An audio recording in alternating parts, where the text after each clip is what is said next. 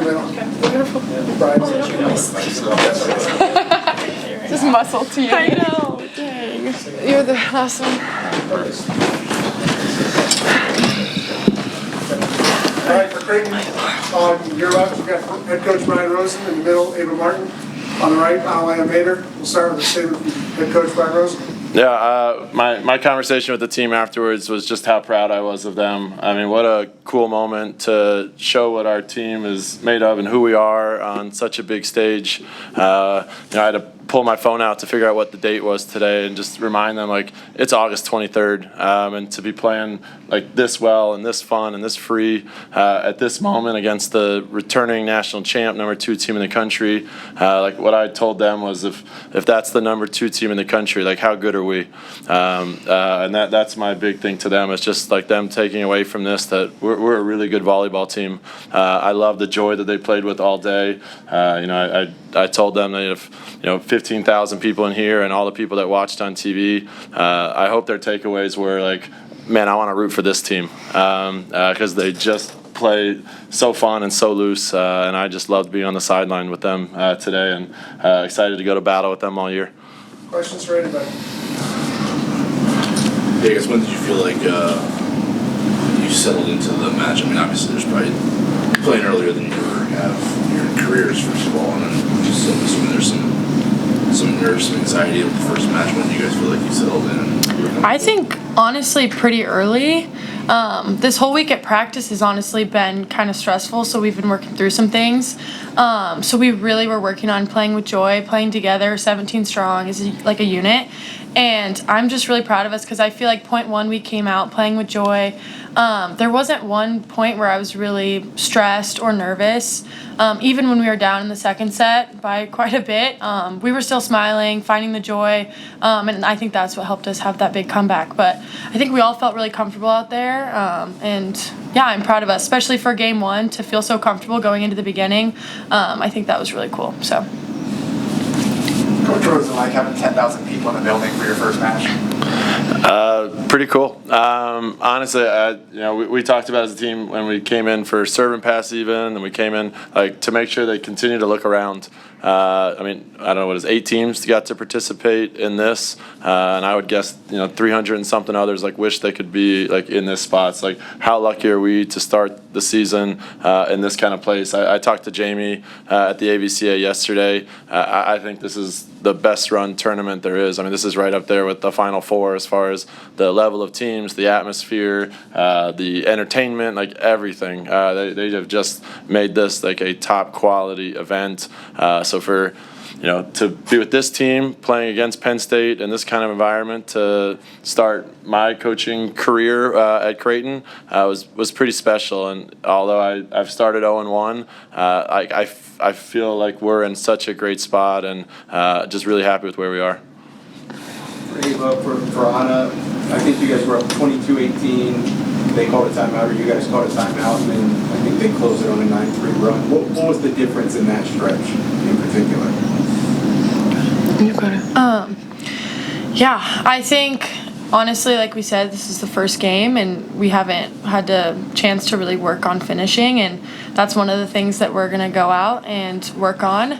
But I think it's just about being aggressive. I made a couple of errors there to kind of tie things up, but I think when we have that lead, what we need to do is just, foot on the gas, keep going, be aggressive with everything, especially our serves, and just finish when we have those opportunities. But I think that's something on the list for sure that we can, work on and perfect, so that hopefully that won't happen again. What did you notice from Penn State's coverage? It seemed like there were a lot of, situations where it would probably be a high probability kill situation. Mm-hmm. Was able to kind of keep up and keep alive. Yeah, I mean, you got to give it to them. They're a great team, and they did a great job in coverage. They did a great job defending. I mean, there were so many plays where one of their players went with one hand and kind of got a perfect touch on it, and it might have surprised us a little bit. Not that we weren't ready for it, but that's definitely something that was very special to play against. It was super enjoyable to play against because it was just so cool to keep the rally going. I think we had one rally that went so long, and we talked about it in the locker room. When we won it, all of us were out of breath. We were hugging each other as tight as we could. Like, the huddles were so tight, and I think, playing against the number 2 team in the country just gets us these rallies that we want to have in every game. And so, yeah, we're just really grateful for the opportunity that we got here today. Brian, when you were down 20-12 in the second, Abby steps back on the service line and serves an 8-0 run. What did you see from her, particularly in that moment in her first college game?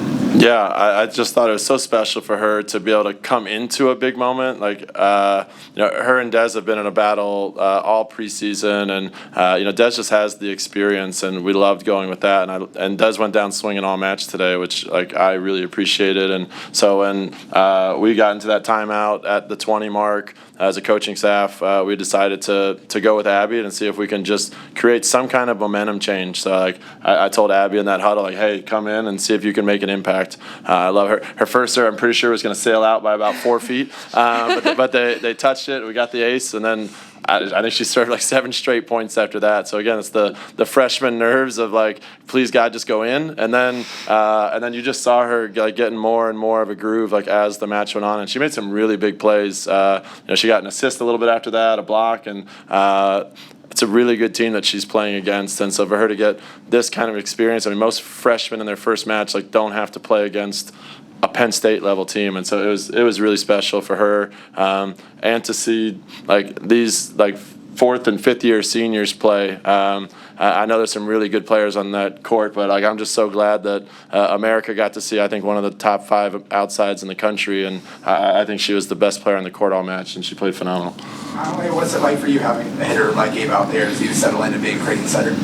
Yeah, more than having her out there on the court with me or in big games, it makes an impact having her in practice. I think she's a great leader, and she really sets the standard for all of us. It's just so easy to get better every day with her dare. I think with every touch, she's super intentional, and it shows in games, and it just kind of shows us, okay, if you do it in practice, you'll be able to do it in games, and you really gotta put in the work. And it's really nice when you have a team of, new players to have someone who's been with the program, who is established. I feel very comfortable going to her in tight moments. And, honestly, she was talking about the 2 swings that she missed before, but I would go back to her again. No questions asked. She can swing every ball out she wants. It's going back to her. Ava, how does it make you feel just knowing you're such a reliable force on the team, but hearing the assessment of your coach and your teammates about you? Wow, that's so nice. I think it's just it's funny that she's saying all this because I literally wouldn't be able to do any of that without her. I think everything that I did tonight was a testament to the balls that she was putting up. Same with our bros. We were so good out of system all night, putting me on the net. I would not have been able to do any of that without them. And the way she mixed up our routes, I felt like she was setting me the perfect ball in any moment, finding me at the right times in the back row, mixing in huts really well, and even just spreading the offense. I was really, really impressed with how she played, even her defense. So all around, I think we're very lucky to have Anna as a setter. And even tonight, all of our sets, anyone that even stepped in to put up a ball, obviously I wouldn't be able to do any of that without them. And Brian, I set a lot of good balls. But all just the little things, it comes back to these people. So I'm just very thankful to have them, and I don't know, they deserve all the credit too, so. Brian, the schedule doesn't get much easier from here. What are some areas that you can take and bring back to practice that you'd like to see improve? Well, I think Texas is only 5th in the country, so I think, yeah. Again, what we take away from this is the same thing we took away when we fell in 5 to Penn State last year, that we're good enough to beat anyone and everyone. I know, the questions we've been asked, over and over and over again are, man, what a gauntlet of a schedule. What crazy person set that up? Well, she was here at the game, but I appreciate every single match this that she scheduled. Like, again, this is what we sell in recruiting. Like, this is who we are as a program. Like, we want to play with and against the best. And again, like we showed tonight that we're there. We talked afterwards. It's 2 to 3 points, and we're going to go back in the gym on Monday and try to get 2 to 3 points better. And obviously Texas is going to want their revenge on us. Kansas is probably going to want a little comeback for us. And so we're just really excited for these opportunities to get to play against these teams in these big moments. We're going to play in another basketball arena next week too. I'm hoping the Wisconsin fans, just like the Nebraska fans here, choose to root for us over Texas. And so we'll just keep winning over fans week at a time. Brian, you guys talked a lot about grit in the offseason. Do you think you put that on display today, and how else do you want to continue to show that to the world? Yeah, so we talked so much about grit, and on our kind of like game plan sheet, like one of the last things I put on there was kind of the reminder of that. And for this match in particular, I kind of put the letters in the order that I thought were the most important, and I started with the T, and that's trust. Like, this is like one of those first opportunities as a team that we got to be like truly 17 strong and get after it. And so like that's what I loved about today. At 20-12 in the second set, like they trusted each other to come back. They trusted Abby to go back there and make serves. We trusted Nora to come in and make big plays. Obviously, like they're talking about trusting each other. And so with such a new team, 3 weeks in to the start, like I just loved how much they trusted each other all match long. Brian, what was today like for you? I know it's not over, but start to finish, what was today like for you in your first official match as Creighton's coach? Man, it was, again, like I tried to take it all in. This morning, my wife actually sent me a picture of like my first time coaching, and several pictures like through the journey to kind of like remind myself of like where the journey started and where I am now, and so like I think that was the biggest thing of just like truly feeling blessed to be in the place that I am, like surrounded by the people that I am. Like the people are what make Creighton, and like these athletes are just 2 of 17 that I get to coach with every day, and so many of them of our alums were here in the crowd that I got to like connect with again. Like There's just no place on earth that I would rather be than right here with this team and this program, and so that was really special. I know someone took a picture of my socks today with my kids on it today, because although this game is really important, like my family, and that includes these people, like mean way more than that. The players, I guess, something that Coach Rosen brought up throughout the preseason was just kind of the way the end of sets felt like against, especially Colorado State. Mm-hmm. What did you guys notice today that maybe as you're now putting matches together and trying to assess things that isn't quite there that you guys can shore up in terms of finishing sets? Go ahead. Well, I think last year our theme was like edge zone. So it was 2020. We did so many drills working on finishing, like that was the time to go for it, go after it, make sure we're swinging. And so I think that will be really important for us to kind of incorporate this year as well. And so we haven't talked about that a ton, but I think that's something we can go back, and when that 2020 hits, that's go time, and we really got to find another gear and turn it on even more and make sure we're finishing, because I think that's when we've fell short and given up a few runs. So I think on that there's two sides. I think last year, honestly, I don't think finishing was our issue. Like the fifth sets we lost were the starts, and so like really thinking about. I think last year, yes, like end game was a huge focus for us, and I thought we were really good in the 20s last season. We didn't go to a lot of fifth sets, but like when we did, I thought we started slow. Today, honestly, I love the way that we played in the 20s. Like even in that last one where maybe we lost the lead, like. I know she said she made 2 bad swings. Like she, hit 2 balls really, really hard, and they got her. Like again, sometimes like you say, nice job, Penn State. Jaya took a great swing. They got like a block touch that probably should have scored, and they made a 1-arm save. Like volleyball's a game in inches, and we got to like watch it on the video board today. Some of those like that somehow I don't think this edge of the ball even touches the ground, but somehow it does. So like again, volleyball's a game of an inch sometimes, and like 1 inch this way, and maybe we win that third set, and we're still playing volleyball, and bounce an inch the other way. How did you KP rule changes, how did that affect the strategy, especially the timeouts, talk about the replay a little bit, how did that change the way you approach using those? I think there was one moment in one of the games where I think in a normal match I would have called a timeout earlier, but we were like 2 points away from that like 10-point media timeout, and so like I let it go. But honestly, I love the format, and again, like if we're gonna advance our sport, it's get on TV more. And I think the AVCA has done such a good job of talking with international volleyball, who has done this for a lot longer than us, to figure out like what is the best production value. It's moving the R1 to our side, which maybe looks a little different to most of our fans, but hopefully maybe eventually they'll get used to it. But it just looks so much cleaner on TV to not be looking at the backside of an official. The media timeouts like give guaranteed like media time for commercials and things like that. So honestly, the timing of them kind of work out great. And I think it's kind of around when coaches would call timeouts anyways in there, and they're really good refreshers. Again, 20-12, we get that timeout, and all of a sudden like we're back in the game. It worked out like really well for us, and so I thought everything they did. Again, I thought the AVCA just did such a great job. If we can ever get invited back here, like we're in. Like so. Jamie, are you over there?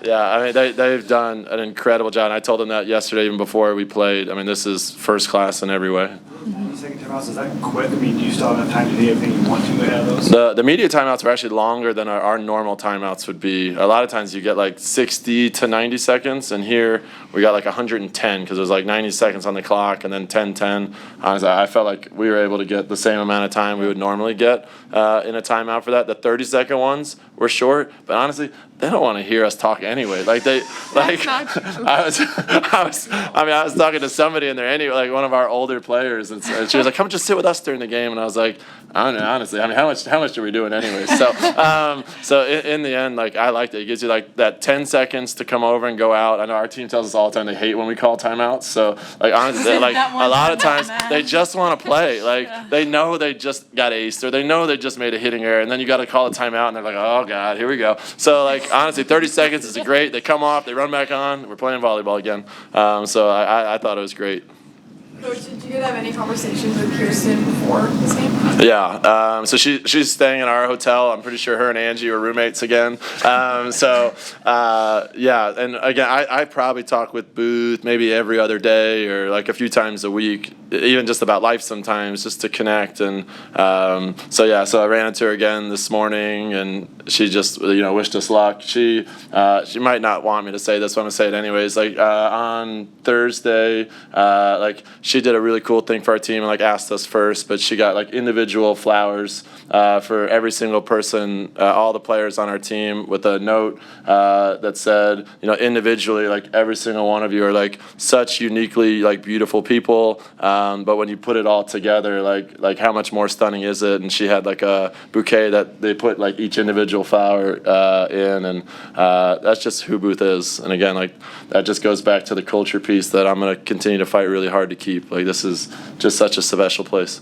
Yeah, what did that mean? I guess that moment. I guess obviously she's moved on, but I mean that culture that she's worked really hard to build is kind of still solidified. So. Yeah, I mean it was so special to see, and I think one of our themes is working together, and so it kind of all fit together. We were like, even Booth is bought in on this, and I mean she's at the hotel. I saw her yesterday, I saw her today. We were making fun of her of something that happened a while ago. Like I don't know. I feel like she's always in our corner, and I don't know. We trust that what she's built. We're working really hard, the team and coaches, to keep that because it's really special. So I think what's unique about our team is we almost never lose athletes. So because of that, when we graduated 7 seniors last year, I mean the question we keep getting is like, how do you guys possibly find leadership with like those 7 people gone or a Booth leaving or any of those things? Like the leadership before that group we had that graduated last year was really, really good too. And the group before that, and the group before that, and this group now. And I see so much of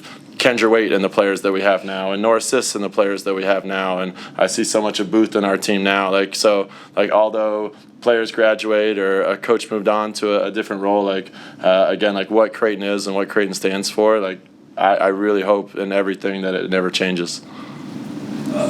Two newcomers that had a kind of big imprint on tonight, Eloise and Sage. What would you think of just kind of the way they handled their new environments in a big stage against the top 2 team? Yeah, I honestly, I kind of knew that they would. They've been in the big environments before. They've both played on big stages before. And so I kind of felt like they would be able to handle the pressure of the big crowd or the big moment. And I thought they both played really well. Sage, I thought, was really good behind the service line and made some pretty good day. I mean, they swing pretty hard over there. And so I thought she made some really good plays. Was really good. And so I don't have serve receive numbers in front of me, but I think she passed really well today. I thought Sid made a huge impact in the back row as well, and her serve, as always, does great things. And Weezy just does all the little things.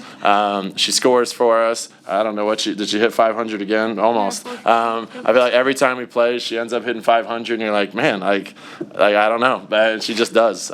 She grinds away. She makes great block touches. She works her butt off and just finds ways to score. And I just keep telling her, like, Anna, just trust her. Like, she's gonna find the floor, and she does it really good and brings such a joy to our gym.